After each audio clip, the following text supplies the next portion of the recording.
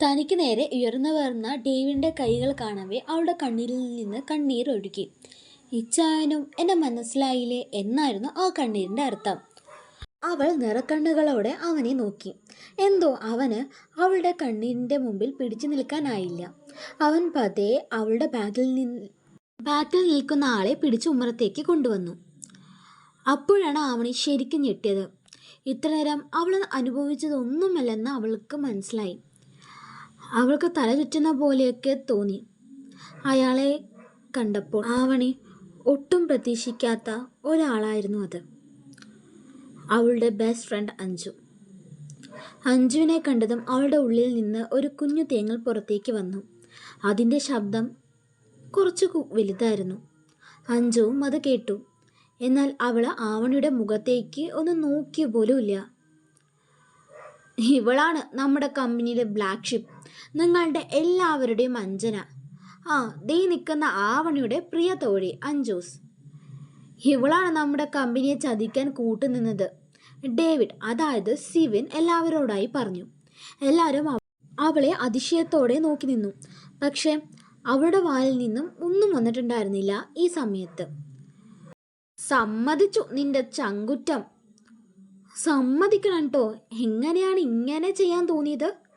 അതും നിന്നെ ജീവന തുല്യം സ്നേഹിച്ച വിശ്വസിച്ച നിന്റെ ഫ്രണ്ടിനെ ചതിക്കാൻ. കമ്പനിയാ ഓക്കെ, പക്ഷെ ആവണി എന്ന് പറഞ്ഞ് അവൻ നിർത്തി. അവൻ നിർത്തിയതും എല്ലാവരുടെയും കണ്ണ് ആവണിയിലേക്കായിരുന്നു. അവൾ ആ നിമിഷം ഭൂമി ഒന്ന് പിളർന്ന് താഴോട്ട് പോയെങ്കിൽ എന്ന് വരെ ചിന്തിച്ചു. അവളുടെ അഞ്ജുവിനാണ് ഏറ്റവും കൂടുതൽ ഇമ്പോർട്ടൻസ് കൊടുത്തിരുന്നത്. അവൾ ചതിച്ചു എന്ന് ആവണിക്ക് വിശ്വസിക്കാനായില്ല. അവൾ അഞ്ജുവിൻ്റെ ഒരു നോട്ടത്തിനായി അവളുടെ മുഖത്തേക്ക് തന്നെ നോക്കിക്കൊണ്ടിരുന്നു. ഇല്ല ഔസേം, ഞാൻ അങ്ങനെ ഒന്നും ചെയ്തിട്ടില്ല. ഞാൻ നിന്നെ ചതിക്കോ എന്ന് അവൾ ഒന്ന് പറഞ്ഞിരുന്നെങ്കിൽ എന്ന് ആവണി ആഗ്രഹിച്ചു. അങ്ങനെ അവൾ പറഞ്ഞെങ്കിൽ ഉറപ്പായും ആവണി അവളുടെ ഒപ്പം നിൽക്കുമായിരുന്നു. പക്ഷെ അതിവിടെ ഉണ്ടായിരുന്നില്ല.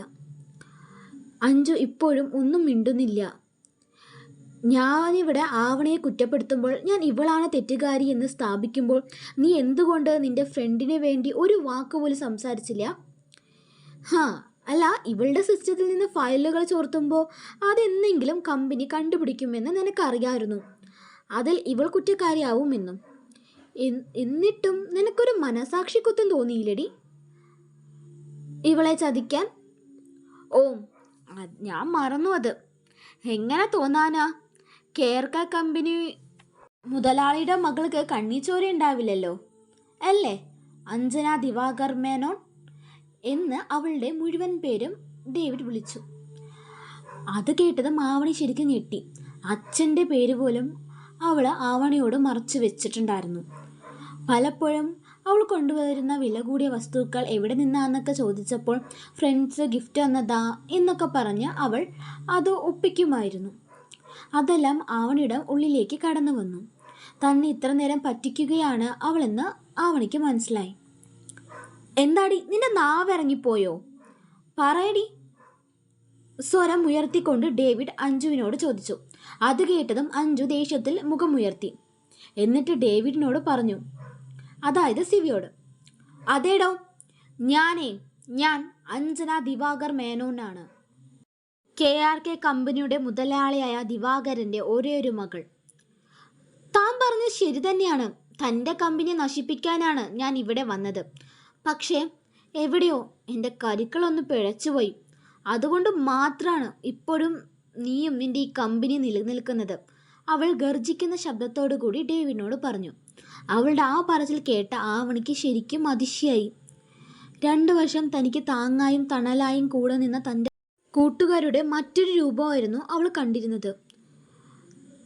പക്ഷേ അവളെ ഏറ്റവും കൂടുതൽ വേദനിപ്പിച്ചത് അഞ്ജുവിൽ നിന്ന് കേട്ട വാക്കുകളായിരുന്നു. അവൾ ഒരിക്കലും പ്രതീക്ഷിക്കാത്ത വാക്കുകൾ. താൻ പറഞ്ഞതൊക്കെ ശരിയാ. ഞാൻ ഇവിടെ ചതിക്കാൻ തന്നെയാണ് വന്നത്. അതിൽ എനിക്ക് വേറെ ആരുടെയും മുഖം നോക്കേണ്ട ആവശ്യമില്ല. എനിക്ക് എൻ്റെ അച്ഛനാണ് വലുത്, അല്ലാതെ വേറെ ആരുമല്ല. അതുകൊണ്ട് എനിക്ക് മറ്റാരുടെയും ഫീലിങ്സിനെ ബഹുമാനിക്കേണ്ട ഒരു ആവശ്യവുമില്ല. പിന്നെ ഞാൻ ഈ ലോക്കൽ സെൻറ്റിമെൻറ്റ്സിന് വില കൊടുക്കുന്ന ഒരാളും അല്ല. അവൾ വിജയഭാവത്തോടു കൂടി ആവണിയെ നോക്കിക്കൊണ്ട് പറഞ്ഞു, തൻ്റെ അഞ്ജൂസിന് താൻ ആരുമല്ലേ? അപ്പോൾ ഇത്രകാലം കൂട്ടുകൂടി നടന്നതും പരസ്പരം സ്നേഹിച്ചതും തണലായതും എല്ലാം വെറും അഭിനയമാണോ? ആവണിക്ക് ഇതൊന്നും തീരെ വിശ്വസിക്കാനായില്ല. അവൾ അഞ്ജു പറഞ്ഞത് കേട്ടതും അടുത്ത ചെയറിൽ ഒന്ന് ഇരുന്നു പോയി. ആവണിയുടെ ചുണ്ട് വിറയ്ക്കുന്നുണ്ടായിരുന്നു. കണ്ണിൽ നിന്ന് തോരാത്ത കണ്ണുനീർ ഒഴുകുന്നുണ്ടായിരുന്നു. ഇതെല്ലാം അഞ്ജലിയും ഡേവിഡും കാണുന്നുണ്ടായിരുന്നു.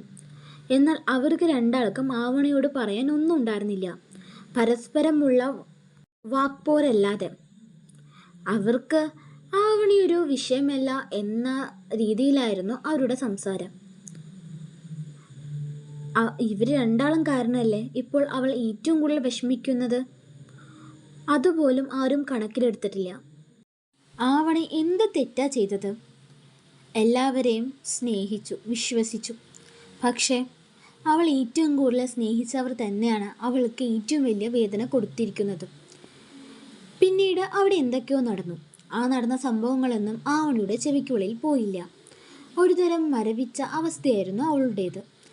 അഞ്ജന പ്രഭാകർ, നീയും നിന്റെ മറ്റവനില്ലേ ആ ദീപക്കും, അവനും കൂടി കളിച്ച കളികളെല്ലാം എനിക്കറിയാം.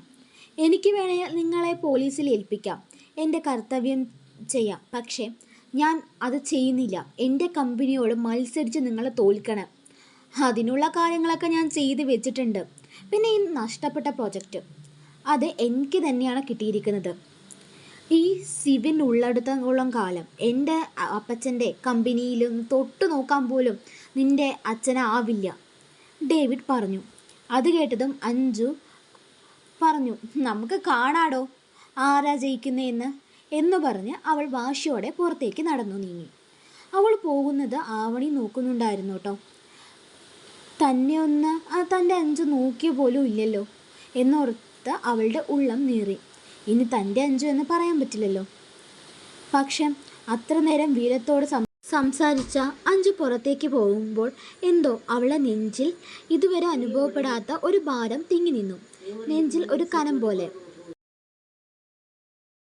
ദീപക്, അഞ്ജു, ഡേവിഡ്, ആവണി ഏറ്റവും കൂടുതൽ സ്നേഹിച്ച ആ 3 പേരെയാണ് ആവണിക്ക് ഇന്ന് നഷ്ടപ്പെട്ടിരിക്കുന്നത്.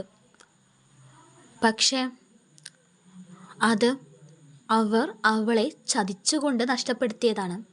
നമ്മൾ സ്നേഹിക്കുന്നവർ നമ്മളെ ചതിക്കുക എന്നറിയുമ്പോൾ ഉണ്ടാകുന്ന ഒരു വേദനയില്ലേ, ഒരു ഭയാനകമായ അവസ്ഥ, അതിലൂടെയാണ് ആവണി കടന്നു പോകുന്നത്. ഡേവിഡ് അഞ്ജു പോയ ശേഷം എല്ലാവരോടായും പറഞ്ഞു, സോ ഗൈസ്, ഞാൻ വന്ന കാര്യം ഇവിടെ കഴിഞ്ഞു.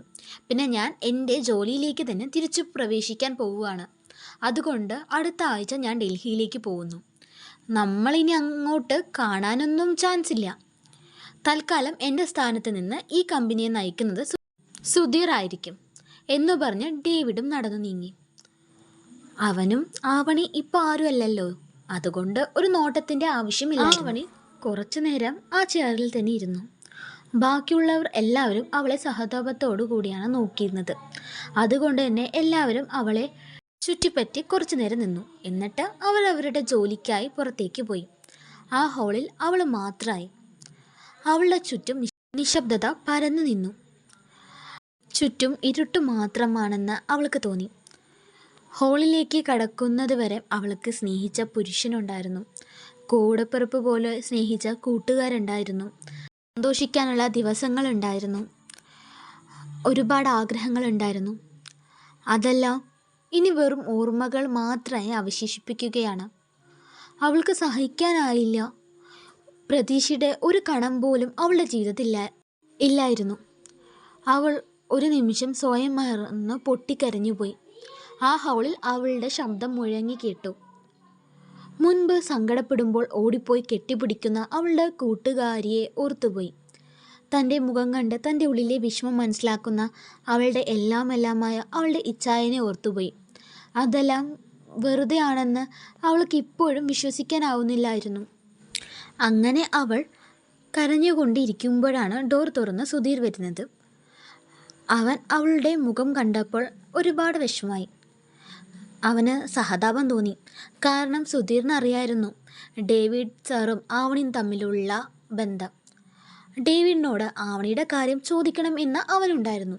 പക്ഷേ അവൻ വെറുമൊരു എംപ്ലോയി മാത്രമല്ലേ, മുതലാളിയെ ക്വസ്റ്റ്യൻ ചെയ്യാനാവോ? അവന് ആവണിയോട് എന്താണ് പറയേണ്ടത്, അവളെങ്ങനെ ആശ്വസിപ്പിക്കേണ്ടത് എന്നറിഞ്ഞില്ല. ആവണി, അവൻ മെല്ലെ അവളെ വിളിച്ചു. അവൾ മുഖമുയർത്തി അവനെ നോക്കി. കണ്ണുകൾ അനുസരണയില്ലാതെ ഒഴുകുന്നുണ്ടായിരുന്നു ഇപ്പോഴും. എടോ, എനിക്ക് തൻ്റെ അവസ്ഥ മനസ്സിലാവും. താൻ എന്തായാലും ഇന്ന് ഹാഫ് ഡേ ലീവ് എടുത്തോ. താൻ എൻ്റെ പി ആയിട്ട് തന്നെയാണ് സാർ അപ്പോയിൻറ്റ് ചെയ്തിരിക്കുന്നത്, അവൻ പറഞ്ഞു.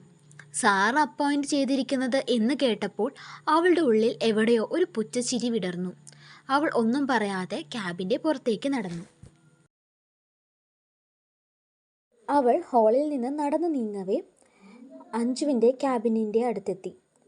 ആ ക്യാബിൻ ഒഴിഞ്ഞു കിടക്കുകയായിരുന്നു.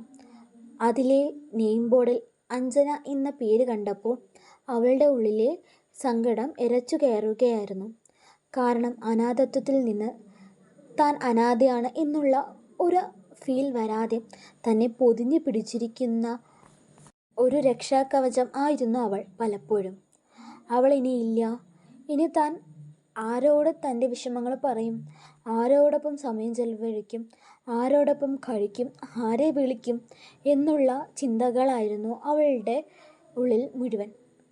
പിന്നെ മറുവശത്ത് വെറും അന്വേഷണത്തിന് മാത്രമായാണ് ഡേവിഡ് വന്നിരുന്നെങ്കിൽ പിന്നെ എന്തിന് തന്നോട് ഒരു പ്രേമനാടകം കളിച്ചു? തന്നെ എന്തിനെ സ്നേഹിച്ചു?